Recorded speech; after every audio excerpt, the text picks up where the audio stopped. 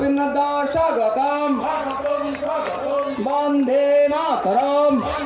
Hello, আমাদের প্রাণের নেতা, আমাদের দলের মাননীয় শ্রীযুত তাপস গগৈ মহাশয় এবং অন্যান্য বন্ধুগণ, आज बिहार में उद्योग मंत्री हूँ। आज मेरे जिम्मा बिहार में उद्योग लगाने का जिम्मा मोदी जी ने दिया है और दूसरा जिम्मा दिया रविंद्रनाथ मैती को जाकर जिताने का जिम्मा दिया। तो अगर आप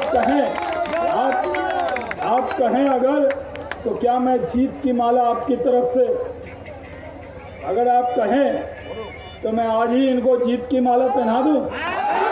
एकदम दोनों हाथ उठा के बोलिए, मुक्का बना के बोलिए, बोलिए भारत माता की जय। पंजा मत दिखाइए, मुक्का बनाइए, मुक्का बजरंगबली वाला मुट्ठी बंद करके। मैं कहता हूं अगर बोलिए भारत माता की जय, भारत माता की जय। तो आप अगर मुझे कहें ईमानदारी से कहिएगा, माला पहना दूं आप सबकी तरफ से। रविन्द्रनाथ मैती जीतेगा ना, ये मेरी इज्जत का सवाल है कि आपकी इज्जत का सवाल है ना आपका? ये नरेंद्र मोदी जी का उम्मीदवार जीतेगा ना यहाँ से? पहना दूं? फिर से बोलिए, सोच के बोलिए, हाँ, दिल से बोलिए, हाँ। चलिए, भारत माता की भारत माता की जय श्री राम, जय जय श्री राम, भारत माता ছিল সেই পরিকাঠামো আমরা গড়ে তুলতে পারিনি খুব অতি অল্প সময়ের জন্য। আমাদের ছাউনি দেওয়া উচিত ছিল এই রোদের মধ্যে, কিন্তু আমরা দিতে পারিনি। প্রথমে আমি আমার এই মঞ্চে উপস্থিত আছে কাঁথি সাংগঠনিক জেলার সম্মানীয় সভাপতি অনু চক্রবর্তী মহাশয়, উপস্থিত আছেন আমাদের আদরণীয় এবং কেন্দ্রীয় নেতৃত্ব, এবং জিনার জন্য আপনারা এত সময় অপেক্ষা করছিলেন শাহনাজ হোসেনজি। আপনারা জানান যে শাহনাজ হোসেনজি আমাদের টিভিতে যেসব ডিবেটগুলো রাখেন, তো আমি তো মুখ ফিরে অন্যদিকে তাকাতে পারি না ডিবেটগুলো শোনার জন্য, অধীর আগ করে বসে থাকি টিভির গড়ায়। উনি যেভাবে ডিবেট করান সারা ভারতবর্ষের বিরোধী দলগুলো চুপচাপ হয়ে যায়। এবং এখানে উপস্থিত আছেন আমার কাঁথি সাংগঠনিক জেলার সমস্ত রাজ্য এবং কেন্দ্রীয় নেতৃত্ব এবং জেলা নেতৃত্বগণ আছেন। সকলেই আপনারা জানেন যে সকলেই এখানে উপস্থিত আছেন। আমাদের বনশ্রী থেকে শুরু করে আমি আপনাদেরকে বলবো যে এই রাজ্য সরকার 34 বছরে বাম শাসনের পরে যে 10 বছরে তৃণমূলের সন্ত্রাসের শাসন, সে আপনারা দেখেছেন। গণতন্ত্রকে ধ্বংস করে, বেকারদের কর্মসংস্থানকে সুযোগকে ক্ষতি করে, এবং কৃষকদের অন্যায়ভাবে কৃষকদের উপরে যে অত্যাচার, কৃষকরা যে ন্যায্য মূল্য পাচ্ছে না, এবং তার জন্য এই রাজ্য সরকার যেভাবে কৃষক সম্মান নিধি প্রকল্পের বিরোধিতা করছেন এবং কেন্দ্রীয় সমস্ত প্রকল্পের বিরোধিতা করে আখেরে পশ্চিমবাংলার মানুষের ক্ষতি করছেন। তাই আপনাদেরকে আগামী 27শে মার্চ শপথ নিতে হবে যে এই সরকারকে ছুঁড়ে ফেলতে হবে এবং ভারতীয় জনতা পার্টিকে পদ্মবিল ছিলে আপনাদেরকে আশীর্বাদ করতে হবে। আপনারা জানেন যে কেন্দ্রীয় সরকার যখন করোনা মহামারী হয়েছিল, সেই করোনা মহামারীতে আপনারা দেখেন যে কেন্দ্রীয় সরকার আমাদের সম্মানীয় এবং জনদরদী নেতা এবং সারা বিশ্বের জননেতা, তিনি কোনো সম্প্রদায়, কোনো শ্রেণী, কোনো মানুষকে, খ্রিস্টানকে, হিন্দুকে, মুসলিম কোনো ভেদাভেদ না করে তিনি করোনা মহামারীতে যেভাবে মানুষের পাশে দাঁড়িয়েছেন, সারা ভারতবর্ষের মানুষের পাশে দাঁড়িয়েছেন এবং সমস্ত ক্ষেত্রে যেসব প্রকল্পগুলো তিনি লাগু করেছেন, কিন্তু সেই ক্ষেত্রে প্রতিবন্ধকতায় দাঁড়িয়ে গেছে আমাদের পশ্চিমবাংলার মাননীয় মুখ্যমন্ত্রী। আপনারা জানেন যে কেন্দ্রের এবং রাজ্যের সমতুল্য সরকার না হলে পশ্চিমবাংলার যে চরম ক্ষতি 44 বছর ধরে হয়েছে, সেই ক্ষতি থেকে এবং বেকারদের কর্মসংস্থানের সুযোগ পাইয়ে দেওয়ার জন্য এবং কৃষকদের তাদের ন্যায্য মূল্য পাইয়ে দেওয়া এবং সমস্ত ক্ষেত্রে ডেভেলপমেন্ট ডেভেলপমেন্টের জন্য সমান্তরাল সরকারের প্রয়োজন। তাই আপনাদের কাছে অনুরোধ করব, আগামী দিন আপনারা ঐক্যবদ্ধভাবে লড়াই করবেন। এ লড়াই আপনাদের লড়াই, এ লড়াই মানুষের লড়াই, এ লড়াই মেহনতি মানুষের লড়াই, শ্রমিকের লড়াই, কৃষকের লড়াই, বেকার যুবকদের লড়াই। এই লড়াই ভগবানপুর বিধানসভার আপামর জনসাধারণ লড়াই। তাই আপনাদেরকে বলবো যে কেন্দ্রীয় সরকারের সমস্ত প্রকল্প, যে সব প্রকল্পগুলো এখনো রাজ্য সরকার আটকে রেখেছে, সেই প্রকল্পগুলো আমাদের সরকার 2 মাসের ভিতরে এলে এবং নবান্ন দখল করবে, এটা আপনারা জানেন নিশ্চিত। আর এই বিধানসভায় আশা করব আপনারা আমাকে দুহাত তুলে আশীর্বাদ করবেন এবং আমি আপনাদের জনপ্রতিনিধি হিসাবে বিধানসভায় আমার যা বক্তব্য রাখার এবং আপনাদের এলাকার উন্নয়নের জন্য যা করণীয় আমি তাই করব। তাই আপনাদেরকে বারবার আমি অনুরোধ করব, কেননা এখানে এক বিধায়ক ছিলেন, আপনারা জানেন 20 বছর ধরে নির্বাচিত হয়েছেন। 20 বছর যেখানে গণতন্ত্রকে ধ্বংস করে তিনি গণতান্ত্রিক অধিকারকে কেড়ে নিয়ে যেভাবে 20 বছর ধরে এই বিধানসভায় রাজত্ব চালিয়েছেন, তিনি সামগ্রিকভাবে পঞ্চায়েত থেকে পঞ্চায়েত সমিতি, জেলা পরিষদ থেকে সমস্ত লোকসভা বিধানসভা থেকে শুরু করে সমস্ত জায়গায় বিরোধী শূন্য করেছেন। তা সত্ত্বেও তিনি এইখানে উন্নয়ন করতে পারেননি। তিনি এখন 1000 কোটি টাকার মালিক। তিনি প্রাইমারি চাকরি দেওয়ার নাম করে 20 লাখ টাকা, হাই স্কুলের চাকরি দেওয়ার নাম করে 30 লাখ টাকা, ডি গ্রুপের চাকরির জন্য 15 লাখ টাকা। তিনি এখন 1000 কোটি টাকার মালিক। এই এলাকায় তিনি থাকেন না, তিনি থাকেন কাঁথিতে। তো ভোটের আগে আসে, প্রচুর টাকা আছে, টাকা দিয়ে দেয়, ভোট দেয়। আর সংখ্যালঘু ভাইদের কাছে আমি অনুরোধ করব, আপনারা এই তৃণমূল কংগ্রেস এবং যে রামধনু জোট আছে, বাম এবং কংগ্রেস, এদের প্রলোভনে আপনারা পাপ দেবেন না। কেন আগামী দিনে সবকা সাথ, সবকা বিকাশ, সবকা বিশ্বাস সাথ আমাদের কেন্দ্রীয় সরকার যেভাবে ভারতবর্ষকে এগিয়ে নিয়ে যাচ্ছে এবং বিশ্বের দরবারে যেভাবে ভারতবর্ষের মর্যাদায় এবং সম্মান বৃদ্ধি পাচ্ছে, সেই জায়গায় ভগবানপুরবাসী হিসাবে এবং আমি সাধারণ একজন কার্যকর্তা হিসাবে এবং ভগবানপুর এই বিধানসভার ক্যান্ডিডেট হিসাবে আপনাদের কাছে আবেদন করব যে আপনারা দুহাত তুলে আশীর্বাদ করুন এবং আগামী বিধানসভায় আমাদের সরকার গঠিত হবে, সোনার বাংলা গড়ার লক্ষ্যে সকলেই ঐক্যবদ্ধভাবে এই লড়াই করবেন। এই বলে আমি আমার দ্বিতীয় বক্তব্য শেষ করছি। ভারত মাতা কি, ভারত মাতা কি, জয় শ্রীরাম, জয় শ্রীরাম, জয় শ্রীরাম। নমস্কার। তো আমি আপনাদেরকে বলবো যে এই রাজ্য সরকার 34 বছরে বাম শাসনের পরে যে 10 বছরে তৃণমূল এসে সন্ত্রাসের শাসন, সে আপনারা দেখেছেন। গণতন্ত্রকে ধ্বংস করে, বেকারদের কর্মসংস্থানকে সুযোগকে ক্ষতি করে এবং কৃষকদের অন্যায়ভাবে কৃষকদের উপরে যে অত্যাচার, কৃষকরা যে ন্যায্য মূল্য পাচ্ছে না, এবং তার জন্য এই রাজ্য সরকার যেভাবে কৃষক সম্মান নিধি প্রকল্পের বিরোধিতা করছেন এবং কেন্দ্রীয় সমস্ত প্রকল্পের বিরোধিতা করে আখেরে পশ্চিমবাংলার মানুষের ক্ষতি করছেন। তাই আপনাদেরকে আগামী 27শে মার্চ শপথ নিতে হবে যে এই সরকারকে ছুঁড়ে ফেলতে হবে এবং ভারতীয় জনতা পার্টিকে পদ্মবিল ছিল আপনাদেরকে আশীর্বাদ করতে হবে।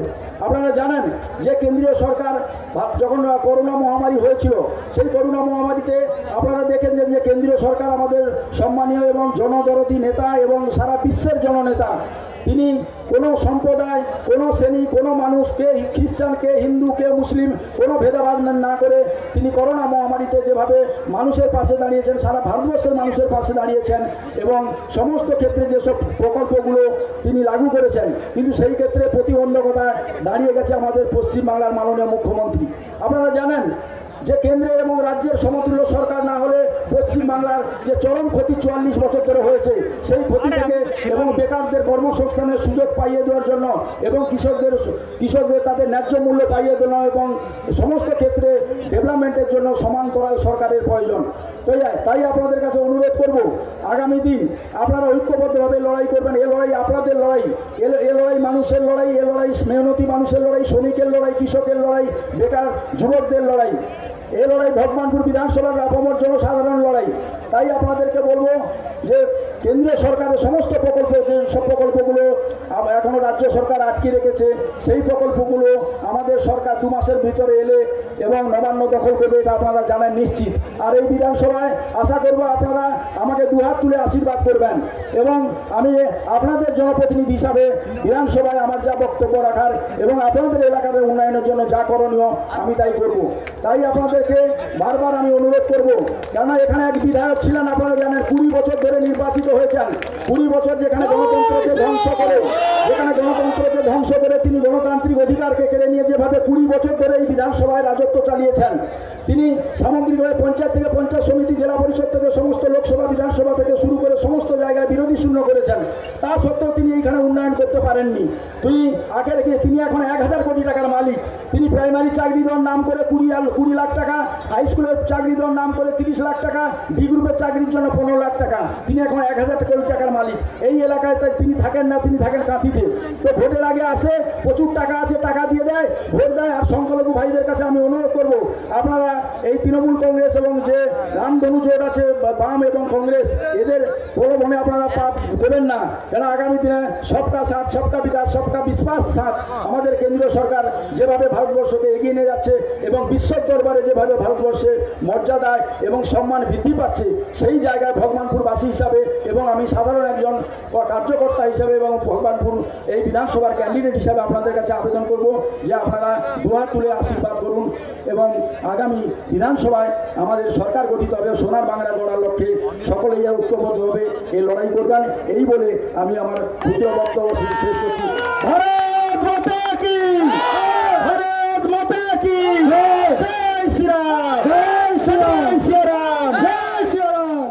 प्रिय उम्मीदवार रविंद्रनाथ मैती जी, मलय सिन्हा जी, सोमनाथ राय जी, तापस जी, प्रतिमा दत्ता जी, यहाँ पर मौजूद भारतीय जनता पार्टी के आनंद बेरा जी, जाना साहब, अप्रोप दास जी, यहाँ पर आए हुए इस खजूर तालाब के अंदर आए हुए इस गर्मी में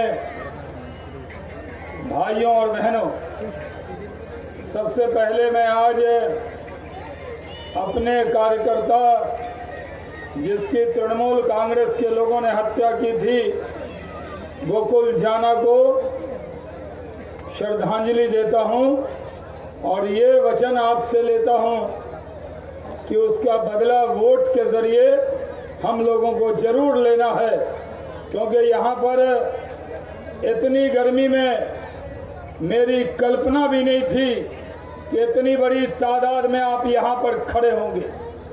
लेकिन बंगाल ने मन बना लिया है, असल परिवर्तन यहाँ पे परिवर्तन होकर रहेगा। चुनाव आने से पहले तृणमूल के लोग हार का बहाना तलाश रहे, क्योंकि जब 2007 में नंदीग्राम में जब गोली चली थी 14 मार्च को ही, उसके बाद मैं सुषमा स्वराज जी के साथ, दीदी के साथ आया था। तब ममता दीदी को बीजेपी सांप्रदायिक नहीं लग रही। जब बीजेपी के साथ थी, बिहार में कहावत है, मीठा मीठा गप गप और तीता तीता थू थू। तब जब वो बीजेपी के साथ थी, तब उनको जय श्री राम के नारे से परहेज नहीं था। जब वो बीजेपी के साथ रेल मंत्री थी, तब उनको कोई दिक्कत नहीं था। जब उनकी लड़ाई हो रही थी, उनकी जान बचाने वाली पार्टी भारतीय जनता पार्टी थी। हम जब कम्युनिस्ट पार्टी से लड़ाई हो रही थी, तो हमने उनको बचाया था। आज वो बीजेपी को आंखें दिखा रही। आज किस तरह की भाषा बोली जा रही है, किस तरह की जबान बोली जा रही है। हमारे यहाँ इस चुनाव में हम मुद्दा लेकर आए हैं, बंगाल को सोनार बंगला देखा बना कर दिखाएंगे, बंगाल को उसकी ऊंचाई पहुंचा के दिखाएंगे। बंगाल का कोई नागरिक रोजगार के लिए कहीं और न जाए, बल्कि बंगाल तो दूसरों को रोजगार देने वाला राज्य था। आज बंगाल के लोगों को वो बात करती थी माँ माटी मानुष की, माँ माटी मानुष की बात करने वाली दीदी आजकल गोली बम बारूद की बात करती। कहाँ गया माँ माटी मानुष? बताओ दीदी, आपने यहाँ के लोगों को ठगने का काम किया। अगर आज कोरोना काल में भी गरीबों का कोई काम आया, तो गरीब का बेटा नरेंद्र मोदी काम आया। गरीबों के अकाउंट में पैसा, गैस सिलेंडर पहुंचाना, वृद्धा पेंशन देना, उनके लिए हमने कहा कि अगर कोई गरीब होगा और अगर बीमार होगा तो 5 लाख रुपए की इलाज की गारंटी नरेंद्र मोदी देंगे। पूरे देश में ये योजना लागू होगी। भाइयों और बहनों, कश्मीर से कन्याकुमारी तक ये योजना लागू हुई, लेकिन ममता बनर्जी ने, दीदी ने आपके जेब से 5 लाख रुपए पॉकेटमारी करने का काम। ये 5 लाख रुपए, अब ये अगर गरीब को ये मिल जाए, अगर कोई गरीब बीमार होता है, आज कोई रिश्तेदार से भी मांगे तो कोई 50,000 1 लाख नहीं देता, लेकिन नरेंद्र मोदी ने कहा कि अगर गरीब बीमार होगा, उसके हार्ट का ऑपरेशन होगा, उसके किडनी का ऑपरेशन होगा, तो उसको किसी के सामने हाथ फैलाने की जरूरत नहीं है, बल्कि उसको उसका बेटा नरेंद्र मोदी उसके अकाउंट में 5 लाख रुपए डाले। लेकिन दीदी ने ये योजना आपको लेने नहीं दी। किसान के अकाउंट में हमें पैसा डालना था, दीदी ने ये योजना लेने नहीं दी। वो सिर्फ लूट, बंदूक, गोली, बारूद, फिरौती, कटमनी करने वाली दीदी तो बहुत सादगी से रहती। दीदी दिखाती है कि वो तो चप्पल में चलती, बड़ी सादी, जेब में 1 रुपया नहीं है, लेकिन दीदी बुआ तो अच्छा है, लेकिन भतीजा पूरा बंगाल लूट के ले गया। ये कोई आप अच्छी, और आप अपने आप को अच्छी बता रहे हो, और आपके जो वर्कर हैं बिना कट मनी के जिंदा नहीं रहते। जितने गुंडे थे, बदमाश थे, जो सीपीएम के राज में संतरासी करते थे, वो तृणमूल का झंडा लेकर गरीबों पर जुल्म करने लगे। भाइयों और बहनों, इस जुल्म के खिलाफ आवाज उठाने का वक्त है। ये लोकतंत्र है। ये जो उंगली है ना, ये उंगली, इसमें जादू है, जादू। इस उंगली से पद्म फूल पर बटन दबा देंगे, आपकी किस्मत खुल जाएगी। पद्म फूल पर बटन दबाएंगे तो इस इलाके की तस्वीर और तकदीर बदल जाएगी। हम लोग देंगे काम, जिसने काम किया है वही काम करेगा। पूरे देश में क्या क्या हो रहा है, पूरे देश में क्या नाम है, मोदी मोदी।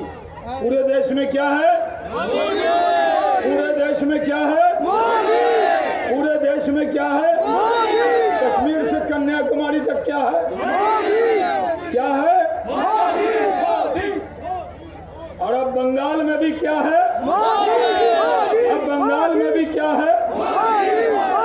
दीदी आवाज सुनाई दे रही है?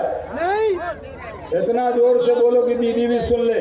अब बंगाल में क्या है, अब बंगाल में क्या है, जो पूरे देश में है अब बंगाल में भी है।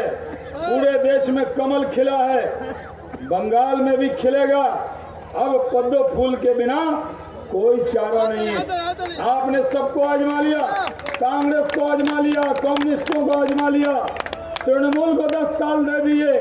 भाइयों और बहनों, गरीब का बेटा नरेंद्र मोदी आज आपसे एक मौका चाहता है, एक मौका, एक अवसर दीजिए। आपने देखा लोकसभा के चुनाव में तृणमूल के लोग मुंह फाड़ फाड़ कर कह रहे थे बीजेपी नहीं जीतेगी, बीजेपी नहीं जीतेगी। 18 सीट जीते कि नहीं? जीते ना। दीदी आप मुख्यमंत्री थी ना, आपके मुख्यमंत्री रहते भी 18 जीते कि नहीं? और इस बार अमित शाह जी ने कहा था हम तो 22 जीते, 4 बेईमानी से हारे, लेकिन 18 जीते। तभी लोकसभा के चुनाव के वक्त में बंगाल की जनता ने मन बना लिया था कि अब दीदी बहुत हो गया, अब दादा को साथ देंगे, यानी मोदी दादा। आपने दीदी को आजमा लिया ना, कितने साल आजमाया? 10 साल। क्या बदल गया? क्या क्या भाषण होता था? कुछ हुआ? आपको रोजगार मिला? आपको नौकरी मिली? आपके घर में जो सुख सुविधा चाहिए था मिला? आपके रोड पे चौराहे के तृणमूल का झंडा लगा के क्लब बना के गुंडे बैठ गए और गुंडे लूटने लगे आपको। भाई और बहनों, कट मनी, कोई चिंता मत कीजिए। जिस दिन भारतीय जनता पार्टी की सरकार बनी उस दिन उल्टा करके पूरा कट मनी पेट से उगलवाने का काम इन गुंडों से करेंगे। चिंता मत। जो गुंडे सोच रहे हैं कि आपका वोट लूट लेंगे, चुनाव ईमानदारी से होगा, सावधान। तृणमूल के गुंडों, अगर ये सोच रहे हो कि इस बार बूथ पर गुंडागर्दी करके कटमनी वालों वोट काट लोगे तो वो होने वाला नहीं है। इस बार ईमानदारी से वोट हो। आपके यहाँ लोकतंत्र में, डेमोक्रेसी में ईमानदारी से वोट डालना ये फर्ज है, जिम्मेदारी। ये चुनाव की जिम्मेवारी है। किसी की भी सरकार हो, वोट ईमानदारी से डाला जाए। ईमानदारी से वोट डालेगा। इस बार अगर कोई सोच रहा है, इस बार अब धीरे धीरे सब लोग बदल रहे हैं। पहले तो पुलिस का मदद लेके, प्रशासन का मदद लेके बूथ को लूट लेते थे। इस बार बूथ को लूट नहीं सकेंगे। इस बार खेला होगा। कैसा खेला होगा और खेला होगा दीदी। हम तो कहते हैं कि आज मीडिया के लोग बड़ी तादाद में यहाँ पर आए। कुछ चैनल पर लाइव भी कर रही है, हार उन्होंने स्वीकार कर लिया है, इसलिए कहीं हमला कर रही है, कहीं खुद ही चोट लगा ले रही है। अरे चुनाव लड़िए। चुनाव से पहले तृणमूल ने हार मान ली। असल परिवर्तन का दिन आ गया। जो नंदीग्राम के लोगों को इंसाफ चाहिए था, जब बीजेपी आएगी तभी इंसाफ मिलेगा।